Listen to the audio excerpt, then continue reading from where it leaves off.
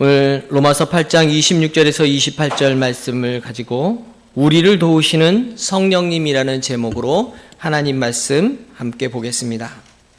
우리는 미지의 길을 걸어가는 순례자들입니다. 제가 좋아하는 찬양이 있는데 그 찬양의 가사가 이렇습니다. 오늘도 하룻길 나그네 길을 나 홀로 가야 해. 멀고도 험한 길 나그네 길을 나 홀로 가야 해. 갈래갈래 갈림길 길이라도 이렇게 부르는 찬양이 있거든요. 제가 좀만 불러볼까요? 오늘도 하룻길 나그네 길을 나 혼자 가야 해. 멀고도 험한 길 나그네 길을 나 혼자 가야 해. 나 혼자 가야 해.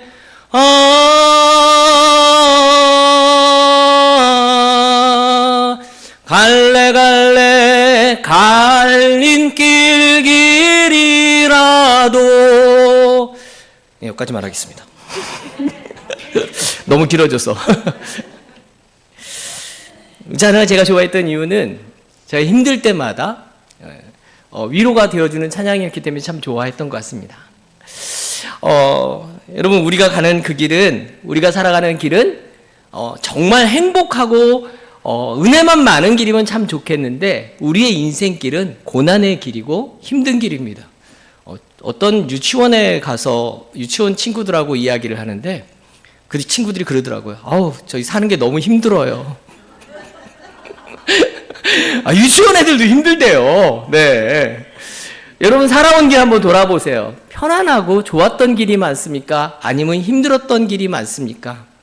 우리 이제 대학교 이제 갓 들어간 강민이한테 물어봐도 힘들었다라고 얘기를 할 겁니다.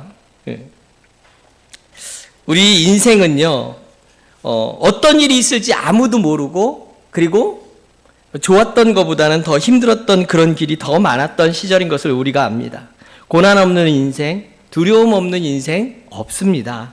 심지어는 예수를 믿는다고 하더라도 우리 앞에 고난이 없지는 않습니다.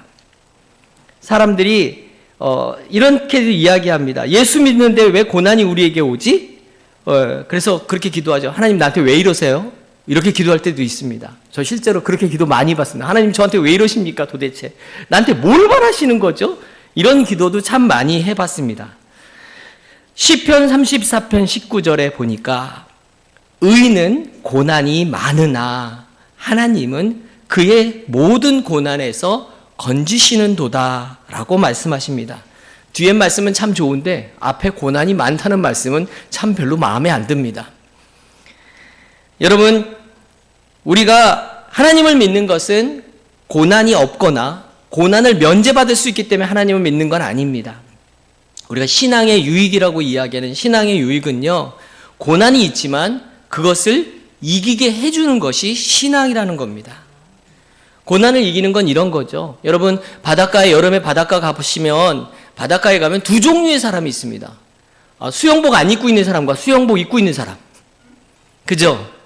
물론 수영복 요즘 수영복 별로 안 입고 그냥 편하게 반바지 티셔츠 입고 물에 많이 뛰어드는데, 그러니까 물속에 있는 사람과 물속에 들어가지 않은 사람으로 나눠집니다. 물속에 들어간 사람은 어떻게 사는지 아십니까? 물속에 안 들어간 사람은 일단 바닷가를 일단 거닙니다. 막 거닐다가 파도가 막 몰려오잖아요. 그럼 파도를 피해서 일단 막 뜁니다. 왜? 신발 젖을까봐, 옷 젖을까봐 막 도망갑니다. 그런데 물속에 있는 사람은 파도가 막 몰려오면 어떡하죠? 튜브를 타고 그쪽으로 막 갑니다. 파도가 오는 쪽으로. 그러면 신나게 놀죠. 양양에 가면 요즘 이제 우리나라의 속초, 동해안의 양양 쪽이 서핑 하시는 분들, 서퍼들의 천국이 됐다고 그렇게 얘기를 합니다. 가면은 뭐 그냥 이 넙대대한 널빤지 같은 보드를 놓고 열심히 놉니다. 그 사람들은 파도가 막 치면 막 쫓아갑니다. 그 파도를 따라서. 그 사람은 파도를 즐기는 거죠. 여러분, 신앙은요, 고난의 파도를 즐기는 법을 배우는 겁니다. 신앙은요, 고난이 닥쳐올 때에 파도가 막 쳐올 때 그걸 두려워하지 않고 그걸 즐길 수 있는 게 신앙이라는 겁니다. 문제는 아무나 그렇게 고난을 즐길 수는 없다라는 겁니다. 그래서 오늘 성경은 그리스도인들이 어떻게 이 고난을 피하지 않고 버티고 견디고 즐길 수 있는지 이야기하고 계시는 겁니다. 오늘 성경은 성령을 안내자로 소개합니다. 안내자가 괜찮으면은요, 여러분 여행이 어떻죠? 재밌죠? 우리 작년에 제주도 갔다 왔는데 가이드가 쓸만하니까 꽤 많은데 새로운데 좋은데 많이 갔잖아요. 카페도 많이 가고 가이드가 좋아야 됩니다. 안내자가 좋으면 아무리 힘들어도 그 여행이 행복할 수 있습니다. 우리 고난의 길, 가야 될 힘든 길, 정말 갈래갈래 갈린 그 길이라도 성령님이 우리의 인도자가 되시면 우린 그 길 참 행복한 길이 될 줄 믿습니다. 요한복음 16장 13절에 진리의 성령이 오시면 그가 너희를 진리 가운데로 인도하시리니 그가 스스로 말하지 않고 들은 것을 말하며 장래일을 너희에게 알리시리라 라고 얘기하십니다. 성령 하나님이 우리를 진리 가운데 인도하시고 그리고 장래에 있을 일들을 알려주신다는 겁니다. 미래 일들을 우리에게 알려주신다는 겁니다. 주님은 우리가 하나님께로 나가는 길이 되셨습니다. 내가 곧 길이요 진리요 생명이다라 얘기하십니다. 그리고 그 길을 인도하시는 분은 성령 하나님이라는 겁니다. 그리스도인들은 예수 그리스도를 믿는 걸로 끝나지 않고 성령의 인도하심을 받아야 됩니다. 요한복음 14장 26절에 보혜사 성령께서 모든 것을 가르치시고 생각나게 하실 거다라고 예수님이 이야기하십니다. 그러므로 우리는 성령님께 길을 물어보고 가야 합니다. 성령 하나님이 인도하시는 길은 가장 안전한 길이고 가장 편안한 길이고 천국이 보장된 길입니다. 여러분 아시죠? 신앙생활하면서 가장 행복한 시간이 언제입니까? 성령이 충만했을 때의 시간들입니다. 성령 충만의 임재를 경험하고 성령님이 나와 함께 하신다는 그 감격이 있을 때 그때가 바로 신앙생활이 가장 행복할 때입니다. 특히 기도할 때에 성령의 임재를 많이 경험할 수 있습니다. 오순절 다락방에 제자들이 모여갖고 기도할 때 성령이 강림하셔서 성령의 충만함을 받습니다. 다윗이 하나님 앞에 하나님 블레셋을 칠까요 말까요 물어보며 기도할 때 하나님의 임재가 응답으로 오시고 그래서 그 응답에 대한 확신을 받아는 그런 고백을 합니다.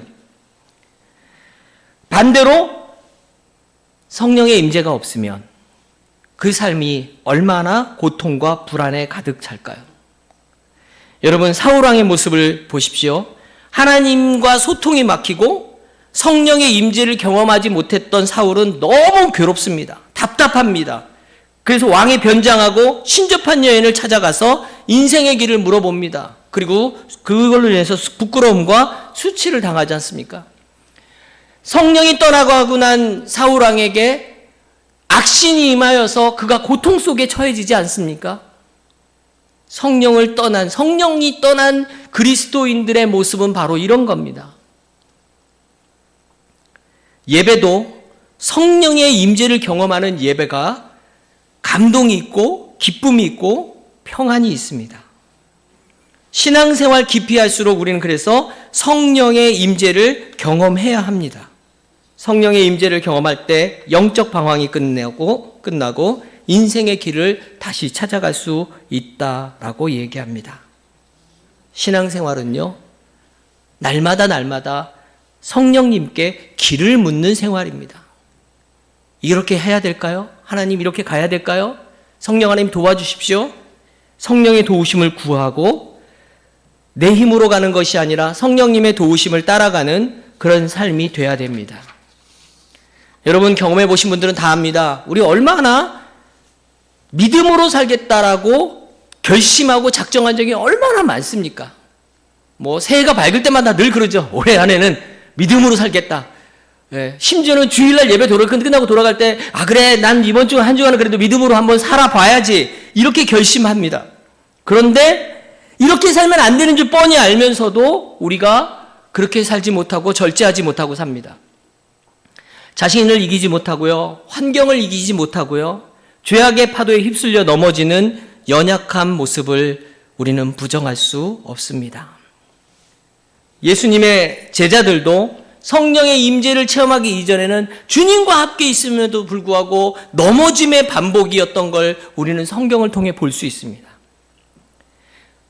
그러다가 주님이 십자가 사건으로 돌아가실 때에 제자들 얼마나 상처 입습니까? 도망갑니다. 불안에 떱니다.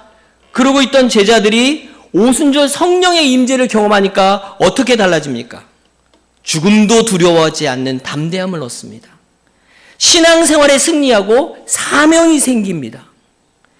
내 것인 줄 알았던 시간과 소유와 생명까지도 하나님의 것이라고 고백합니다.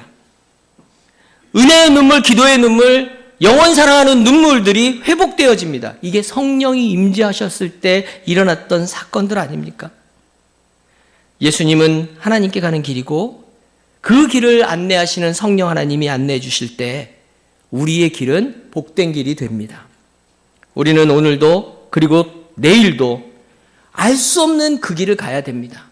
주 앞에 서는 그날까지 우리가 가야 되는 길은 내일 당장 무슨 일이 일어날지, 아니 오늘 예배 끝나고 가야 되는 그 길에서 어떤 일이 일어날지, 내 삶에서 어떤 일이 일어날지 아무도 알지 못합니다.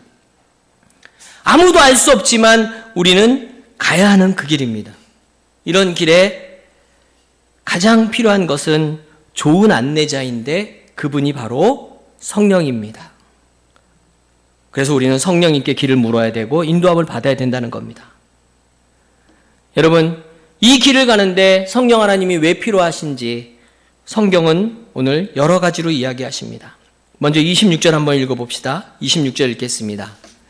26절 시작. 이와 같이 성령도 우리의 연약함을 도우시나니 우리는 마땅히 기도할 바를 알지 못하나 오직 성령이 말할 수 없는 탄식으로 우리를 위하여 친히 간구하시느니라. 아멘. 여러분, 성령님은 우리의 연약함을 도우신다라고 오늘 성경은 이야기하고 계십니다. 여러분, 연약함은요, 넘어지는 이유가 됩니다. 다리에 힘 없으면 어떻게 되죠? 주저앉죠. 허리에 힘이 없으면 어떻게 됩니까? 몸 들 수도 없습니다. 걷지도 못합니다. 이게 연약한 거 아닙니까? 약한 거예요. 우리의 연약함은 단순히 육체적인 연약성을 넘어서 본질적으로 우리는 연약합니다. 그래서 사람은 다 연약합니다. 자기 감정에 연약한 사람들이 있지 않습니까? 대표적으로는 가인 같은 사람이 있지 않습니까? 마음의 분노를 다스리지 못해서 동생을 쳐 죽인 인류 최초의 살인자가 된 가인, 그 사람 감정에 연약한 사람입니다. 사울왕도 시기와 질투심으로 살았지 않습니까? 다윗에 대한 그 사람도 마음이 연약한 사람입니다. 이성에 연약한 사람도 있지 않습니까? 하나님이 세운 나실인이었던 삼손은 삼손을 세웠더니 삼손 어떻게 합니까? 여자들 쫓아다니다가 결국 드릴라한테 빠져가지고 눈 뽑히고 그 모욕을 당한 거 아닙니까? 다윗 보십시오. 왕이었던 다윗이 하나님이 그렇게 너 하나님의 사람아라고 불렀던 다윗이 어떻게 삽니까? 우리아의 아내 바세바에게 빠져서 7계명을 범하지 않습니까? 살인죄까지 짓지 않습니까? 이게 다윗의 연약함 아닙니까? 이성에 연약한 사람들도 있습니다. 물질에 연약한 사람들도 있습니다. 유다는 예수님을 팔았지만 그 돈을 써보지도 못하고 괴로워 몸부림치다 자살하고 말았습니다. 이스라엘이 가나안 땅 들어가면서 여리고성을 무너뜨렸지만 그 작은 성 아이성을 무너뜨리지 못했던 이유가 뭐였는지 여러분 기억하십니다. 물질에 연약한 사람 때문이었습니다.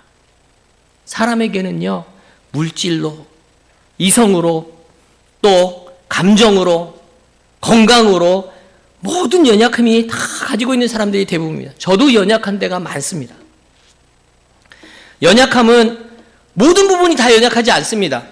치명적으로 연약한 부분들이 있습니다. 그래서 사람들이 보면 회개 기도할 때 보면 늘 같은 걸로 회개 기도합니다. 그게 우리의 연약함이기 때문입니다.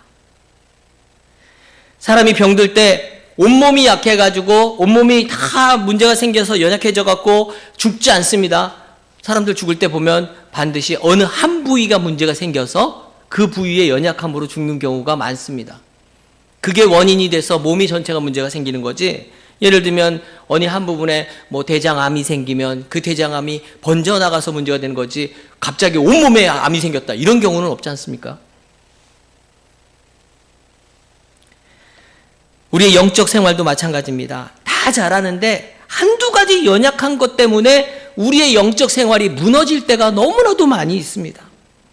여러분, 신앙생활하면서 이 연약한 부분 하나 때문에 은혜를 상실하고 넘어졌던 그런 경험들 있을 겁니다. 나의 연약함이 무엇인지 여러분 생각해 보십시오. 그리고 그 연약한 부분을 성령님께 도움을 구하셔야 됩니다. 성령님, 나는 이런 부분이 연약합니다. 성령 하나님 도와주십시오. 성령님은 우리의 연약함을 도와주신다. 오늘 성경에서 그렇게 말씀하지 않으십니까? 우리의 약함을 위해 기도해 주고 계십니다. 그리고 때로는 우리가 너무 어려운 일을 만나거나 너무 큰 고난을 만나면 우리는 기도하는 것도 잊어버리고, 그리고 주저앉아서 아무것도 못하고 있을 때도 있습니다. 무엇을 기도해야 될지도 모를 때도 있습니다. 이럴 때 우리를 위해서 기도해 주시는 분이 성령님이다. 우리를 위하여 친히 간구하고 계시는 분이 성령 하나님이다라고 오늘 성경은 이야기하고 계시는 겁니다. 그리고 우리가 기억해야 될 건, 성령은 우리를 하나님의 뜻 가운데로 인도해 주시는 분입니다. 27절 함께 읽겠습니다. 마음을 살피는 이가 성령의 생각을 아시나니 이는 성령이 하나님의 뜻대로 성도를 위하여 간구하심이라. 누구의 뜻대로? 내 뜻대로요? 하나님의 뜻대로. 성경에 보면, 아니 성경을 떠나서 우리의 삶을 보십시오. 그리스도인이 실패하는 경우는 딱 정해져 있습니다. 하나님의 뜻을 벗어나면 그리스도인의 삶으로서 실패합니다. 성경에도 하나님의 사람들이 실패하는 이유들을 살펴보면 하나님의 뜻을 벗어날 때 그 삶이 하나님의 자녀로서의 삶을 실패하게 됩니다. 사울도 하나님의 뜻을 떠나고 목소리를 청종하지 않기 때문에 버림받았고요. 아브라함도 하나님이 머물라고 하신 그곳을 벗어나 애굽으로 들어갔기 때문에 거짓말도 하고 아내를 남에게 넘겨주는 그런 일을 겪게 된 거 아닙니까? 성령은 우리를 하나님의 뜻 가운데로 인도하시는 분이십니다. 하나님의 뜻을 따라 살아가려면 성령의 도우심이 우리에게 필요하다라는 겁니다. 사실 우리가 하나님의 뜻이 무엇인지 잘 모릅니다. 여러분 잘 아시나요? 우리의 삶이 이게 하나님의 뜻인지 아닌지 여러분 다 아시나요? 잘 모르시지 않나요? 네. 나도 잘 모르겠습니다. 내가 이렇게 하는 게 하나님의 뜻인지 아닌지. 제가 우리 교회 세중학교에 처음 나올 때 여기서 예배드리기 시작하면서 여기를 다니기로 생각할 때 제일 고민했던 게 그거였어요. 하나님, 내가 이 세중학교에 나오는 게 하나님의 뜻인가요? 아닌가요? 엄청 기도했는데 대답을 안 하시더라고요. 응답 안 하시면 전 그냥 합니다. 왜냐하면 성령님이 인도하실 줄 믿기 때문입니다. 요한복음 14장 26절에 보니까 성령이 오시면 모든 것을 가르쳐주고 모든 것을 생각나게 하신다라고 이야기하시더라고요. 여러분, 성령님이 여러분 안에 계시면 여러분이 나 잘 모르겠는데 걱정하지 마십시오. 알려주실 겁니다. 27절 말씀 다시 한번 봅시다. 27절, 마음을 살피는 이가 성령의 생각을 아시나니 이는 성령이 하나님의 뜻대로 성도를 위하여 간구하심이니라. 아멘. 여러분, 성령을 통해서 하나님은 우리의 마음을 살피십니다. 마음을 살피신다고 성경 이야기하지 않습니까? 살핀다는 말은요, 꿰뚫어 본다는 겁니다. 내가 너 보고 있다, 이 얘기십니다. 하나님이 지금 이렇게 얘기하십니다. 내가 너 딱 보고 있다, 이렇게 얘기하고 계시는 겁니다. 그래서 우리가 하나님 앞에서 마음 관리를 잘해야 됩니다. 하나님이 내 마음을 너무 잘 보고 계시니까. 신앙은 마음의 변화잖아요. 마음이 변하는 거 아닙니까? 우리의 마음이 변하는 게 신앙생활인데, 그래서 성경은 옷을 찢지 말고 마음을 찢어라 이렇게 얘기하지 않습니까? 다윗이 우리아의 아내를 빼앗고 숨기려 하다가 하나님이 보낸 나단 선지자의 책망을 들으면 그랬을 때 어떻게 하는지 아십니까? 밤마다 침상이 젖도록 회개하고 범죄한 손발을 고쳐달라고 기도하는 게 아니라 마음을 고쳐달라고 시편 51편 10절에 보니까 하나님 마음을 고쳐주십시오. 시편에 다윗의 시에 그렇게 나와 있습니다. 마음을 고쳐주십시오. 여러분, 범죄한 사람이 또는 창녀가 얼굴이나 옷에 문제가 있는 건 아니지 않습니까? 마음에 문제가 있는 거 아닙니까? 마음이 타락하고 부패하고 병들어 있을 때 부패한 삶을 살게 됩니다. 그래서 그리스도인은 무엇을 하든지 하나님 앞에서 마음의 중심을 다해서 해야 됩니다. 하나님은 그 마음을 보고 계시기 때문입니다. 예배를 드려도 마음의 중심을 다해서 드려야 됩니다. 기도를 해도 마음으로 해야 되고요. 헌금을 드려도 마음의 중심을 드려야 축복이 됩니다. 성령 하나님이 나를 하나님의 뜻 가운데 인도하여 주시고 내 마음을 주관하여 주옵소서 이렇게 기도할 때 성령 하나님께서 우리의 길을 인도해 주십니다. 아까 제가 말씀드렸죠. 우리가 하나님의 뜻을 알지 못하는데 그럼 어떻게 해야 됩니까? 하나님의 뜻을 알지 못하는데 하나님 알려주십시오. 하나님 대답 안 하실 때가 너무 많잖아요. 걱정하지 마시라 그랬죠. 왜 걱정하지 않는지 아십니까? 28절 말씀이 그 답입니다. 성령의 인도하심을 받는 그리스도인들은 걱정할 필요가 없는 이유가 28절입니다. 함께 있습니다. 시작. 우리가 알거니와 하나님을 사랑하는 자 곧 그의 그때때로 부르심을 입은 자들에게는 모든 것이 합력하여 선을 이루느니라. 아멘. 모든 것이 합력하여. 협력이 아닙니다. 합력입니다. 도와주는 게 아니고요. 합치는 거예요. 힘을 합치는 거라고요. 모든 것을 협력해 주신다고 약속하시지 않습니다. 모든 걸 내가 도와줄게라고 얘기하지 않습니다. 모든 것을 힘을 합쳐줄게라고 지금 이야기하시는 겁니다. 누가요? 하나님이요. 하나님이 힘을 합쳐주시겠다고 얘기하는 겁니다. 여러분, 이게 얼마나 놀라운 말씀인지 아십니까? 내가 하나님께 성령 하나님 인도 맡겨놓고 내가 결국은 이런 거죠. 내가 이걸 해야 되지 말아야 되지 고민하다가 기도하고 맡기겠습니다. 하나님 도와주십시오 하고 성령 하나님 도와주시고 맡기고 나갈 때 하나님이 거기에 힘을 합쳐서 선하게 바꿔주시겠다라는 약속입니다. 여러분, 성경에 보면 요셉이 애굽에 팔려갈 때 또 오해받고 감옥에 들어갈 때에 사람들이 보기에는 어떻습니까? 끝장난 것 같이 보이지 않습니까? 그런데 하나님이 합력하여서 어떻게 됩니까? 애굽의 2인자가 됩니다. 히브리 민족을 살리는 길이 되어집니다. 다니엘이 불 속에 던져지고 사자굴에 던져질 때 인생이 끝나는 것처럼 보입니다. 그런데 오히려 바벨론의 2인자가 되어서 하나님이 살아계심을 증거하게 됩니다. 제가 알고 있는 집사님 중에 한 분이 요번에 영주, 안동, 울진 쪽 국회의원으로 요번에 나오시는 분이 한 분 계십니다. 근데 그분이 제가 평촌세중학교에 있을 때 저희 고등부 교사였었어요. 그래갖고 제가 그분하고 굉장히 이제 잘 지냈었는데, 근데 이분이 대령 달고 나서 군인이었는데 대령 달고 나가지고 당시에 이제 그 이명박 정권 때 청와대에 그 안보수석실 비서관 중에 한 분으로 이렇게 들어가셨습니다. 그 국방부에서 파견 나가는 근무입니다. 그거는 이제 전혀 정치하고 상관없는 그렇게 나가는 건데, 그분 이명박 대통령, 노무현 대통령 당시에 이렇게 거기 들어갔습니다. 그리고 이명박 대통령이 그 다음에 들어왔잖아요. 그리고 나서 이분이 보직 해임을 당했습니다. 얼마나 열심히 예수를 믿고 하나님을 믿었는데 갑자기 어떻게 해야 되나 고민하고 있는데 이거 어떻게 해야 됩니까? 하나님 도와주십시오 기도했더니 그리고 하나님께 맡기고 갑니다 기도했더니 갑자기 나토 그 유럽에 있는 나토의 국방대학원에 이제 왜 정치하시는 군인들 가갖고 6개월씩 근무하는 그 자리가 비었다고 거기 가라고 자리가 났습니다. 그걸 갔다 왔어요. 그거 갔다 오시고 나갖고 더 잘 돼서 진급이 빨라졌습니다.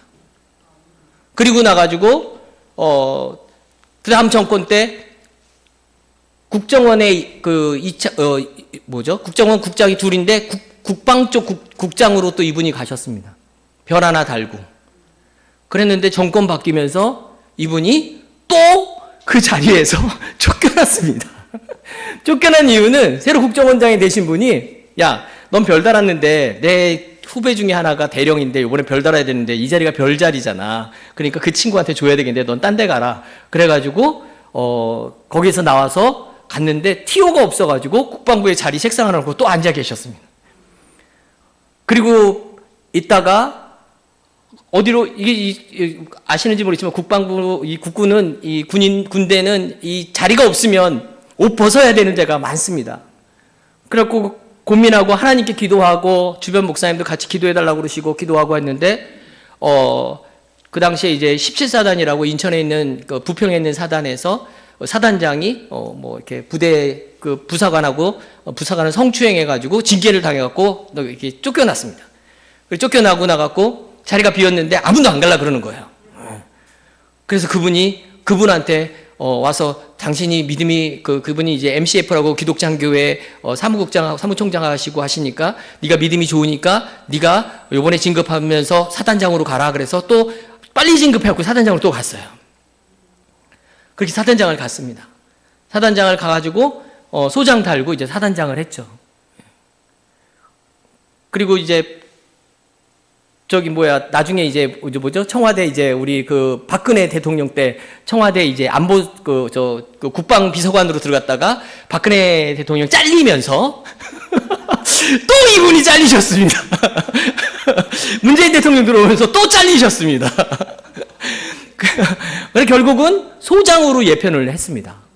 소장 예편하고 나서 너무 이제 얼마나 속상합니까? 진급하고 싶었는데. 예, 대장까지 그분이 육사 수석 졸업이었는데, 예, 그분 아들도 제 제자인데, 얘는 이제 자기는 대장 달겠다, 뭐 이렇게 얘기를 하더라고요. 근데 아버지가 소장에서 끝났습니다.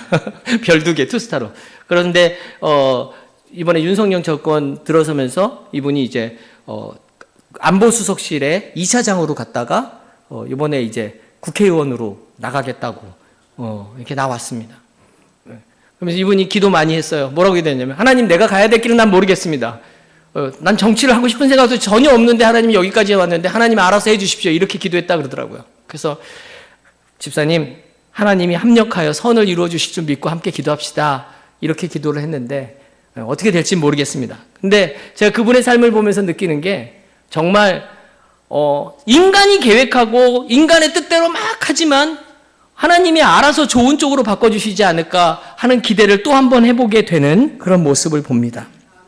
여러분, 이렇게 하는 게 하나님의 뜻이 맞을까?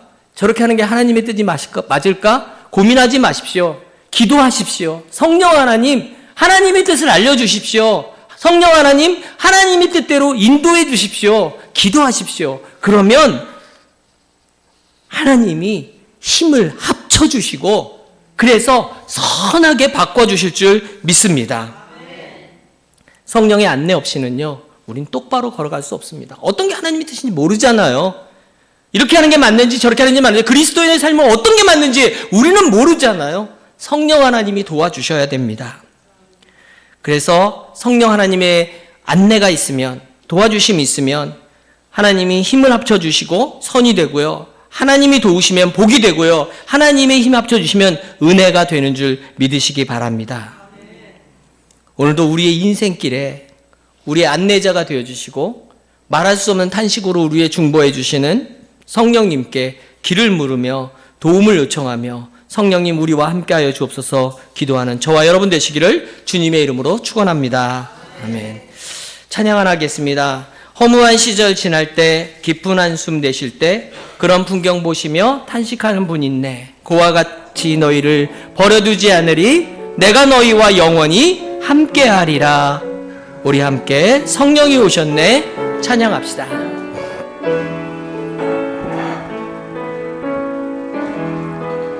허무한 시절 지날 때 깊은 한숨 내쉴 때 그런 풍경 보시며 단식하는 분이 있네. 고와 같이 너희를